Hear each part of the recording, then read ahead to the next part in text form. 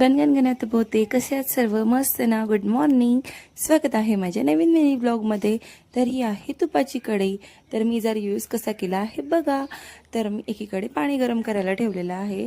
नंतर मी हे साहित्य घेतलं. तुम्हाला तर कळलंच असणार या साहित्यावरून मी काय करणार आहे. तर हो, नक्कीच ओळखलंय ना, तेच करणार आहे. कारण की नुसतीच तुपाची कढई धुवून टाकण्यापेक्षा त्याचा काहीतरी वापर केला तर बरं होईल आणि तूप पण कमी लागेल या शिऱ्यासाठी.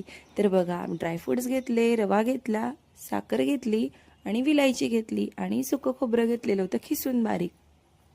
ते जरी इथे नाही दाखवलंय पण मी नंतर त्याचा यूज केलेला आहे. बघा, पाणी गरम करायला ठेवलं, मग त्यात टाकलं दूध, नंतर टाकली साखर आणि साखर कमीच घेतलेली आहे. मला जास्त गोड करायचं नव्हता, का तर आमच्या घरात सासूबाईंना होतं शुगर, म्हणून जास्त पण गोड नव्हता करायचा, मीडियमच करायचं होतं. जास्तही गोड खाल्ला जात नाही म्हणून. आणि बघा, एकीकडे रवा पण मी भाजून घेतला त्या कढईमध्ये. एक चमचा असं तूप टाकलं आणि बघा आपल्या त्या दूध आणि पाण्याला पण छान उकळी आलेली होती. बघा, मी सुकं खोबरं पण त्यातच टाकलेलं होतं छान उकळायला ते. अशा पद्धतीने जर केला ना, तर अवघ्या 5 ते 10 मिनटात एकीकडे रवा भाजतोय तवरच इकडे ते आपलं पाण्यामध्ये छान अशी साखर विरघळून जाते.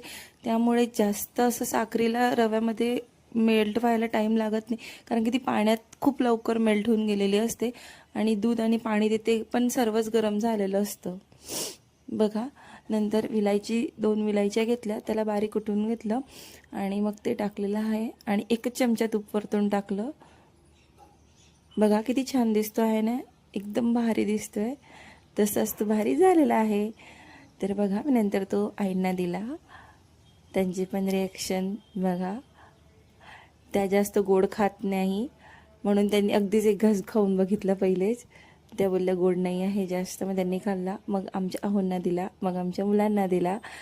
तर आमच्या मुलांची रिॲक्शन बघा, दोघांना पण भरपूर गोड आवडतं, त्यामुळे दोघांच्या पण आवडीचं असं होतं ते. बघा, तिला तर खूप गोड आवडतं. तिची रिॲक्शन एकदम मस्त होती की मम्मी मस्त झाली, यम्मी आहे असं. तर किती छान झालं आहे ना. तुम्ही पण नक्कीच या पद्धतीने ट्राय करून बघा. अवघ्या 5 या 10 मिनिट